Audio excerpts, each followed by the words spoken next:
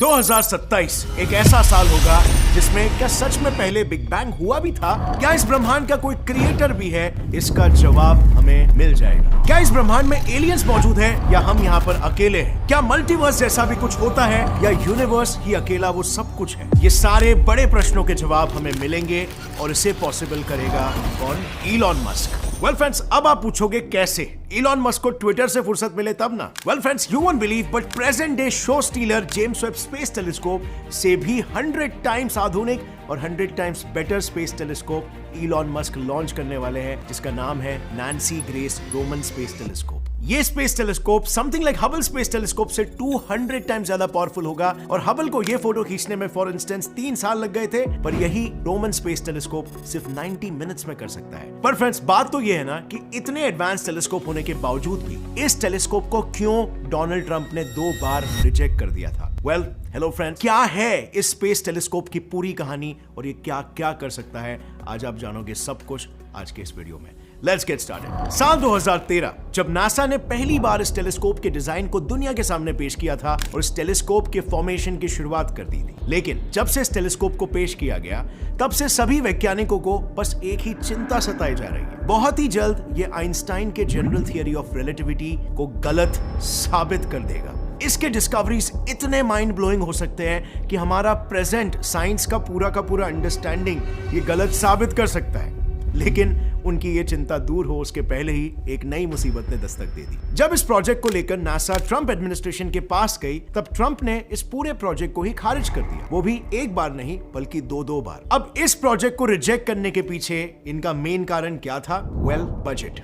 ये reason Donald Trump के हरदम मुंह जबानी रहती है, पर उनकी हरकतें कुछ और ही कहती है। 2020 कोविड के टाइम पर जब पूरी दुनिया कोरोना की महामारी से लड़ रही थी, तब ट्रंप ने वैक्सीन्स को फंड करने से भी साफ इनकार कर दिया था। 2019 में जब उसके सामने क्लाइमेट क्राइसिस आए, स्पीशीज एक्सटिंक्शन और एनर्जी सिक्योरिटी के इश्यूज रखे गए, तब भी उसने इन सारे प्रॉब्लम्स को नजरअंदाज कर दिया। और आप बिलीव नहीं करोगे, पर ट्रंप के पूरे टेन्योर में 156 साइंस प्रोजेक्ट्स को नकार दिया गया था। मतलब इनडायरेक्टली ट्रंप साइंस में कभी इंटरेस्टेड था ही नहीं, और ये शायद मेजर रीजन था कि वो रोमन स्पेस टेलीस्कोप को रिजेक्ट कर रहा था। लेकिन अब आता है कहानी में एक ट्विस्ट। अगर ये प्रोजेक्ट रिजेक्ट हो चुका था, तो फिर अचानक से ऐसा क्या हुआ कि इसका लॉन्च ईयर एकदम से रिवील हो गया? वेल फ्रेंड्स, ट्रंप एडमिनिस्ट्रेशन ने जैसे ही इस प्रोजेक्ट को रिजेक्ट किया, वैसे ही नासा जा पहुंचा कांग्रेस के पास। And you won't believe, US Congress को ये प्रोजेक्ट इतना प्रॉमिसिंग लगा कि ना ही उन्होंने इस प्रोजेक्ट को अप्रूव किया, बल्कि 8% से इनके बजट को भी इंक्रीज कर दिया, जिसका फायदा ये हुआ कि अब ये टेलीस्कोप एक साथ 4 टेलीस्कोप का काम करने वाला है। देखो, ये थोड़ा टेक्निकल है पर काफी सिंपल है। एडिटर्स प्लीज 1 मिनट का टाइमर चालू करो, मैं 1 मिनट में समझाता हूँ। सो इसमें 2 इंस्ट्रूमेंट्स लगे हुए हैं, एक वाइड फील्ड इंस्ट्रूमेंट और दूसरा कोरोनाग्राफ। अब इनका काम क्या है? सिंपल, फोटो खींचना। वाइड फील्ड इंस्ट्रूमेंट नाम से ही सुन के आपको ये समझ गया होगा कि इसका लेंस वाइड एंगल लेंस है, जो एक ही टाइम पे मेजर फील्ड ऑफ विजन को कैप्चर कर सकता है। और इसीलिए इस फोटो को खींचने में जहां हबल को 3 साल लगे, वहीं पर ये टेलीस्कोप सिर्फ 90 मिनट्स में खींचने की काबिलियत रखता है। और इसके इसी इंस्ट्रूमेंट की वजह से हम 13 बिलियन लाइट ईयर से भी ज्यादा दूर से आती लाइट को डिटेक्ट कर पाएंगे। एंड हेंस कोई क्रिएटर है या नहीं, इसका जवाब शायद हमें पता चल सके। बिग बैंग हुआ था कि नहीं,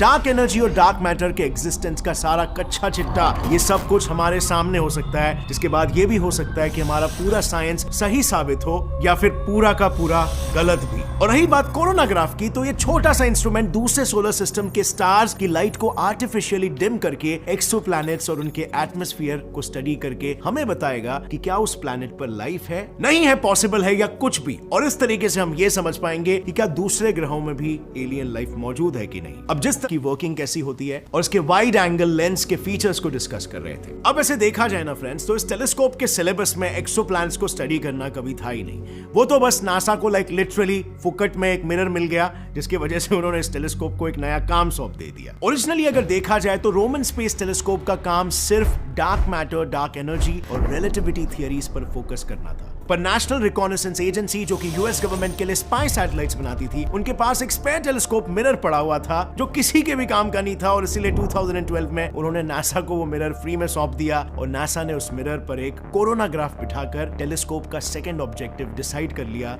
जो था एक्सोप्लैनेट डिटेक्शन। और इसके बाद फाइनली वो स्टेप आ गया जब डिसाइड होना था कि इसका नाम क्या रखा जाए। स्टार्टिंग में तो सबसे पहले इसका नाम सारे वैज्ञानिकों ने W1 यानी wide field infrared space telescope रखा, पर 2018 में Nancy Grace Roman, the first female scientist of NASA, की मृत्यु के बाद 2022 में नासा ने इस टेलीस्कोप का नाम बदलकर Nancy Grace Roman space telescope रख दिया इन मेमोरियल। वो दुनिया को ये बताना चाहते थे कि ये टेलीस्कोप उनके लिए कितना स्पेशल है और इसको लेके वो काफी ज्यादा सीरियस है। और इन स्पेस टेलीस्कोप्स की कहानी जो नैन्सी ने आज से 60 साल पहले शुरू की थी, उसे वो कभी नहीं रोकेंगे। As a matter of fact, अगर नैन्सी को नासा में रिक्रूट ही नहीं किया गया होता तो शायद आज तक हम कभी भी टेलीस्कोप को स्पेस में भेजने के बारे में नहीं सोचते, या फिर हम ग्रेटली डिले हो जाते। हमारे पास आज तक ब्लैक होल का पहला पिक्चर नहीं होता, यहाँ तक कि एक्सोप्लैनेट्स भी सिर्फ बुक्स में ही एग्जिस्ट करते। सबसे ओल्डेस्ट गैलेक्सी को शायद हम आज तक नहीं देख पाए होते और यूनिवर्स का एज भी हमने अभी तक प्रेडिक्ट नहीं किया होता।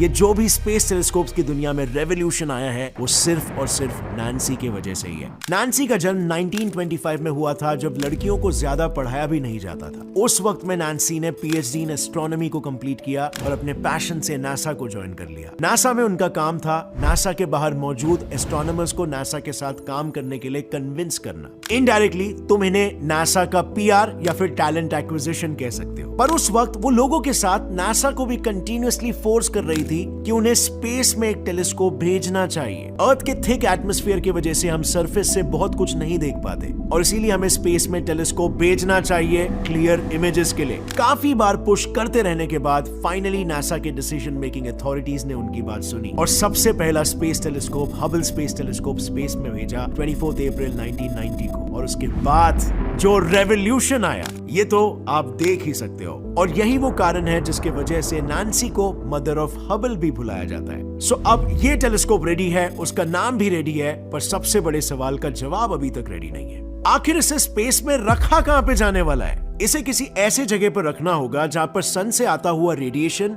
इसके ऑब्जर्वेशन को इफेक्ट ना करे और जहां पर इसे ना के बराबर फ्यूल को यूज करना पड़े। अब इन प्रॉब्लम्स को लिस्ट करने के बाद सोल्यूशन हमारे सामने था, L2 लैग्रैंज पॉइंट 2।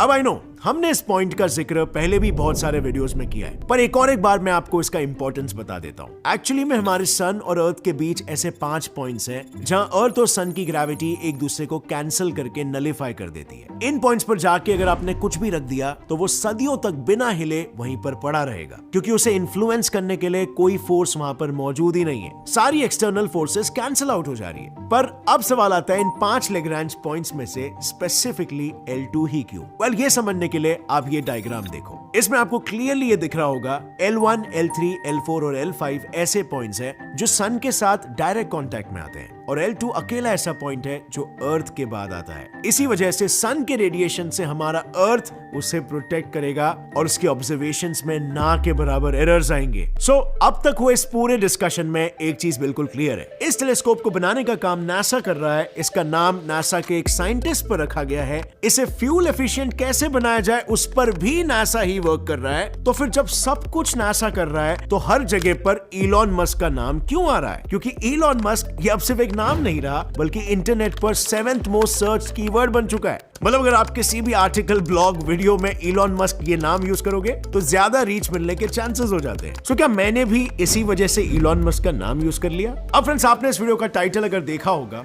ऑब्वियसली उसे क्लिक करके आप यहाँ पर आए हो, तो इसमें लिखा हुआ है कि इलॉन मस्क लॉन्च करेगा एक telescope 100 times better than JWST। और ये सच है।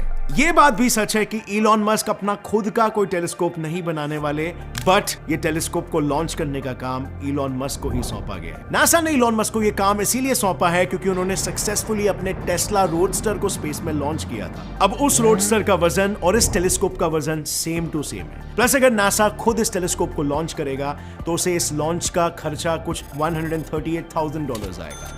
पर मस्क का फैल्कन हेवी तो एक reusable plus fuel efficient rocket है और इसीलिए अगर वो इसे लॉन्च करेगा तो इस लॉन्च के पीछे का खर्चा सिर्फ $24,000 आएगा, यानी लगभग 6 गुना कम। और रिसेंटली, आप मानोगे नहीं, पर यूएस गवर्नमेंट ने मस्क को एक कॉन्ट्रैक्ट दिया है जिसके मुताबिक मस्क यूएस गवर्नमेंट को एक ऐसा जेट बना के देगा जो रशिया यूक्रेन कॉन्फ्लिक्ट को खत्म कर सकता है। सो इलॉन मस्क को अब अमेरिकन गवर्नमेंट यूटिलाइज कर रही है इनडायरेक्टली रशिया को डराने के लिए। अब इसमें मस्क क्या करता है ये तो आने वाला वक्त ही बताएगा, लेकिन जब तक ये नया रोमन स्पेस टेलीस्कोप इमेजेस भेजना शुरू करेगा, क्या आप लोग तब तक इंतजार कर सकते हो? वेल, मुझे पर्सनली तो इंतजार नहीं हो रहा है। और क्या लगता है आप लोग को कि क्या ये हमारे वो बड़े से बड़े क्वेश्चंस को आंसर करने में मदद कर पाएगा? लिखिए अपना जवाब नीचे कमेंट सेक्शन में फ्रेंड्स। एलियंस की दुनिया कैसी दिखती होगी, अगर आप ये वंडर कर रहे हो तो इस पर मैंने ऑलरेडी एक वीडियो बनाया है, उसे भी चेकआउट करना। अगर इस वीडियो से कुछ भी नया सीखने मिला, एक लाइक जरूर ठोकना। Gets and fly science channel को अभी सब्सक्राइब कर लो और बेल नोटिफिकेशन दबाओ ताकि आगे आने वाली हमारी कोई भी वीडियो की अपडेट आप मिस ना कर सको। See you next time friends, till then as always stay curious, keep learning and keep growing. जय हिंद।